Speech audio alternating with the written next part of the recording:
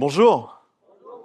Wow, your French is so perfect. So it's a little bit intimidating because I'm a rookie here. I have been with Yum Brands for 20 years. So yes, I am old. But this is my first time. My background is branding, advertising, and it's a little bit intimidating because this is the first time I am attending a design and development meeting. So just for me to figure out, this is the first time for me. Anybody here being a rookie? Okay, I am a little bit less alone, so welcome. I have to say, you guys are a great community because usually I'm dealing with brand, advertising, and I can feel the warmth here, and I can see that you guys are in the hospitality business. So let's start with Saucy. As Zia mentioned, we started this, so I've been at Yum for 20 years. Prior to that, I was the global Chief Brand Officer for Pizza Hut. Prior to that, I was the global Chief Brand Officer for KFC. And I was voluntold by the CEO of Yum. So I'm reporting to David Gibbs and Chris Turner, the global CEO of Yum Brand. If you don't know what Yum Brand is, we are this small company with 62,000 restaurants around the world. And in fact, it's very interesting because at some point we needed to reinvent ourselves. And reinvention is probably one of the most difficult things to do. And you hear this word of disruption a lot. So let's start with a little bit of definition. What is disruption? Disruption, you start with identifying the conventions. And you will see QSR is full of conventions. I was using this morning ChatGPT. What are the three biggest trends in QSR if you ask ChatGPT? ChatGPT will say chicken, coffee, and AI. And I'm sure if you are working with some clients in QSR, a lot of people will say, you know what, we need to be on coffee. Why? Because all these coffee chains are moving and coming, and it's growing. The same with chicken. Recently, I was looking at the McDonald's one-pager, the strategic one-pager. It's very simple. Think about it. A burger company saying, we will focus on three things: chicken, coffee, and AI.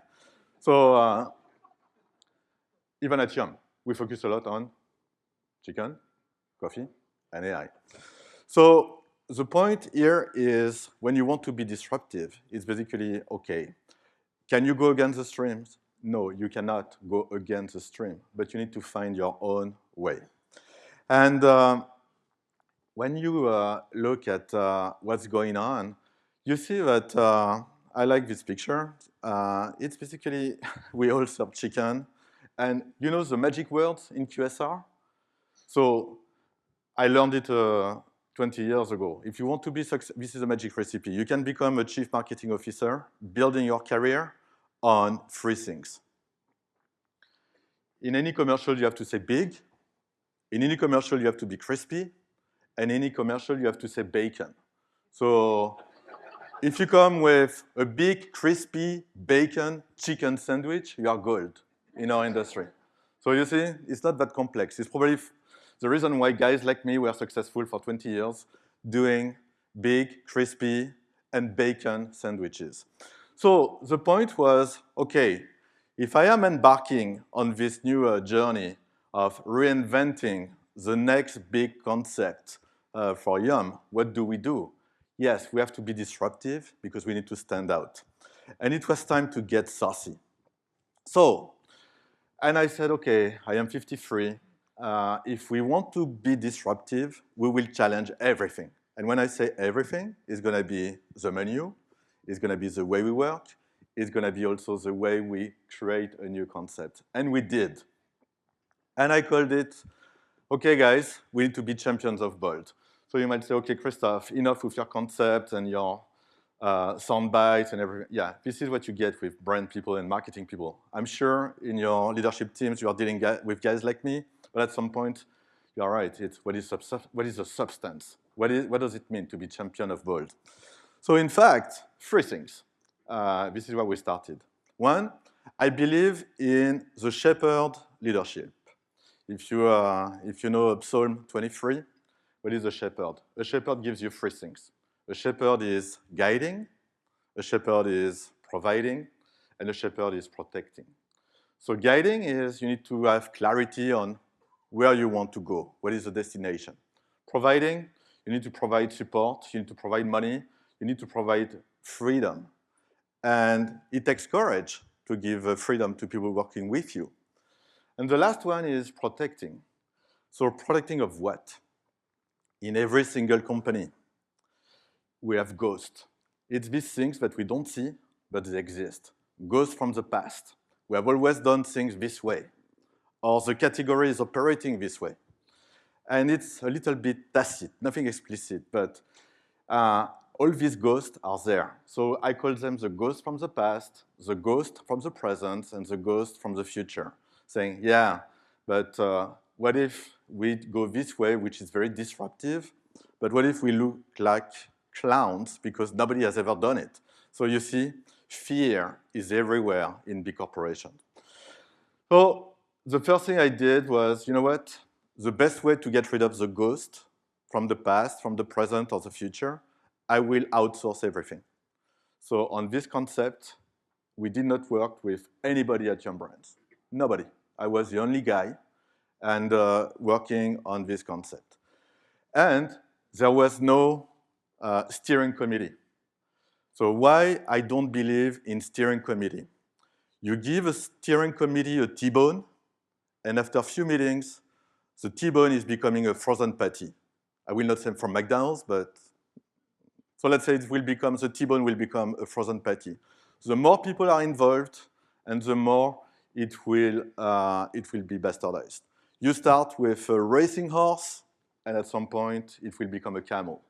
What is a camel? A camel is a horse designed by a committee. So the point was, I told you, it's full of sound bites. This is what you get with a brand guy. So the point was fully outsourced and with only one big sponsor, the CEO of the company. And in fact, I spoke with him on February the 1st, and he gave me a very clear direction. He said, Christophe, the outcome has to be clear. When you open this concept, my only request is I want to drop the mic. Between now and the opening, I trust you, we trust you, you go fast, you go bold. And I was really empowered. So it's key. And I can tell you it's not easy because a lot of people want to say, what's going on? We have the board, he's asking, Christophe is not using people inside the company. Does it mean that people are not good? No, people are great. But in fact, it's still the same common thinking. So we did it in 322 days. So we started on February the 1st with a white piece of paper because the starting point is a brief. And a brief is not a PowerPoint. A brief is a wording document. And I would encourage you guys, if you work with brands like us, demand a brief because a brief is the most difficult thing to do. And a brief is not a wish list. It's not a list to Santa Claus. It's really, this is a destination where I want to land, and you need to help me to get there. So in fact, I failed because I wanted to be more aggressive than that. I was born on November 4, and I was thinking, if I was born on November 4, it's because probably my parents had a date in February. And so it takes 9 months between the date and the baby is delivered. So I came with this crazy goal. We will open Saucy in 9 months, from a white piece of paper to the opening of the building. And we failed because we opened in Florida, and we had 2 hurricanes. And there was a total lockdown for 2 weeks in Florida in September, October. So we did not open for my birthday, which is November 4. We opened on December 19th. So that was the conception and the inception of Saucy. So meet Saucy. And you will see. This is the disruption that we did. And you might say, it does not look like anything in QSR. Yes, it was on purpose. And this is what you get when you are working with people outside the company. The people working with me are coming from the cosmetic industry. And if you see, and the luxury industry. And the reason why I wanted to work with these people is because everybody is speaking about food in QSR. And for a long time, people were saying, okay, it's not about fuel, it's about the experience. I believe that even experience is dated. Now it's about the vibe. So you might say, what is the difference between an experience and a vibe? An experience is an interaction. A vibe is a feeling, even if you experience the brand or not. And this is the magic of the luxury brands in France. You don't need to own a Louis Vuitton bag to get the feeling about the Louis Vuitton's brand. And the same with Gucci. This is the ultimate club.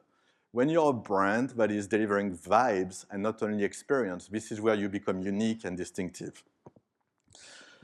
And this is also what you see, the look and feel, the vibe of people. So I spoke with a lot of designers working for OPI. OPI, it's a nail polish brand. I have 5 kids. I mean, I have a blended family, and we have 5 kids in my family. OPI, Drunk Elephant, Sephora, probably brands that in the QSR industry you have never heard of. But believe me, these are the brands with the best vibes. And this is disruption. Disruption is, you know what? If OPI and Drunk Elephant had to work on a food concept, that will be Saucy. And that was also the big idea behind it. Even the name. When people are focusing internally, Pizza Hut, Taco Bell. This is the old world.